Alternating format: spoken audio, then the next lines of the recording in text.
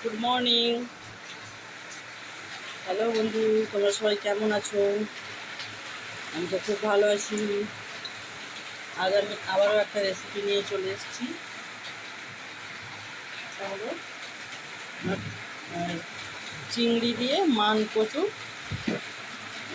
রান্না। তো মান কচু অ্যাকচুয়ালি আমার এখানে বলে, কিন্তু আমার বাবার বাড়ির ওই দিকটারে ওখানে আপনার এটাকে বলে কি ছাউল। তো আমি এটা কিভাবে রান্না করি দেখুন আপনারা। প্রথমে আমি কড়াইতে তেল দিয়ে দিলাম।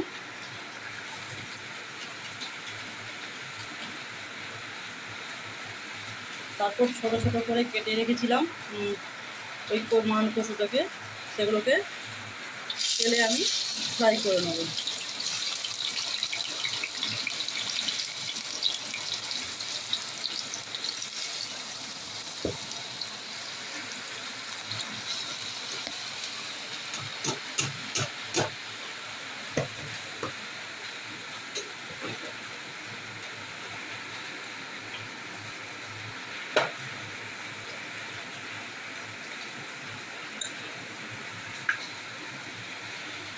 নুন এবং একটু হলুদ দিয়ে আমি তেলেতে একটু ফ্রাই করে নেব।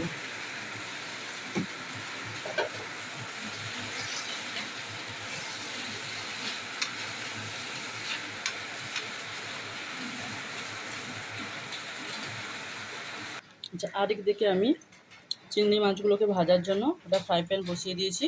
এতে একটু তেল দিয়ে দিলাম।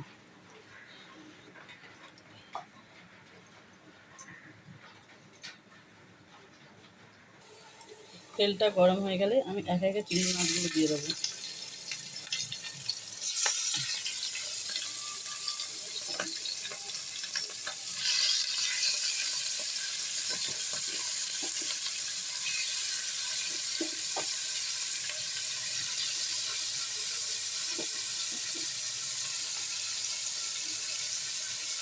চিংড়ি মাছগুলো আস্তে আস্তে ভাজা হয়ে যাক। আচ্ছা, এই কচুটা এইভাবে এরকম ফ্রাই করে নিয়েছি। আচ্ছা, একদিকে চিংড়ি মাছটাও প্রায় হয়ে এসছে। এবার ফ্রাই হয়ে এসছে। এরপর আমি আর একটা কড়াই বসিয়ে নিয়েছি। এবার এই কড়াইতে আমি কিছুটা তেল দিয়ে দিলাম।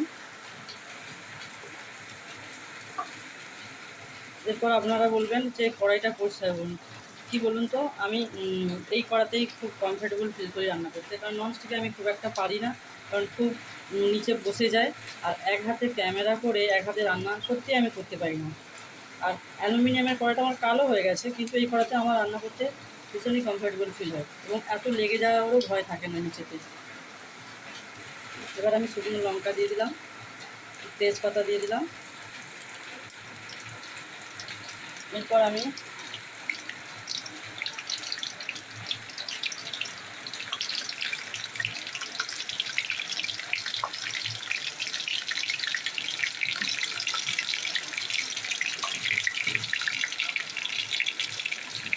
জিরে ফোড়ন দিলাম।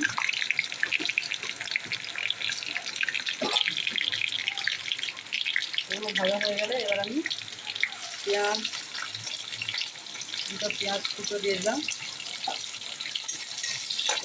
পেঁয়াজগুলো আস্তে আস্তে ভাজা হতে থাক। এবার পেঁয়াজগুলো ভাজা হয়ে গেছে, এরপরে মাঝে আমি তারপরে মশলাগুলো দিয়ে দেবো। রসুন বাটা,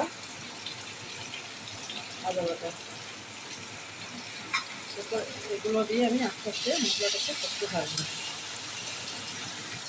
আদা রসুন দিয়ে মশলাটা কষানো হয়ে গেছে, এবার আমি টমেটো দিয়ে দেবো।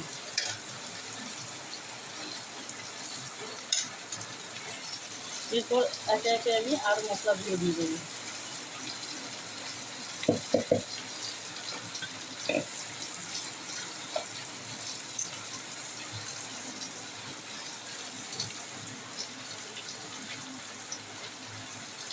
হলুদ গুঁড়ো,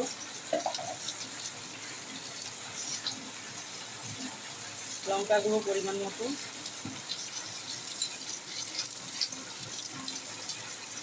নুন স্বাদ অনুসারে দিয়ে দেবেন। এবার আমি সব মশলাগুলো দিয়ে ভালো করে কষিয়ে নেব। আমার সব মশলা মোটামুটি কষানোই হয়ে গেছে। এবারে আমি ওই ভেজে রাখা ওই চাউলগুলোকে দিয়ে দেবো এর মধ্যে, এই মানকচুরগুলোকে দিয়ে দেবো।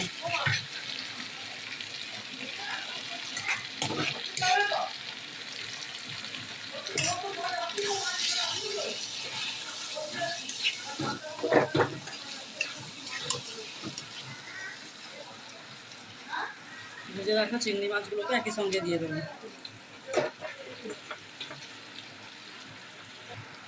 এবারে আমি সবগুলোকে একসঙ্গে কষিয়ে নেব। আমার একদম কষানো পুরো কমপ্লিট এবং কষানো থেকে তেল ছেড়ে গেছে। এরপর আমি সামান্য একটু জল দিয়ে দেবো, যাতে ওটা একটু সেদ্ধ হয়ে যায় এবং মশলাগুলো সব সব সবজিগুলোর গায়ে খুব সুন্দরভাবে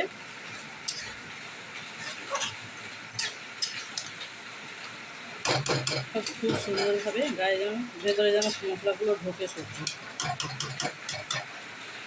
এবার জল দিয়ে কিছুটা সময় আমি ঢাকা দিয়ে রেখে, আমার রান্না পুরো কমপ্লিট। টাটা।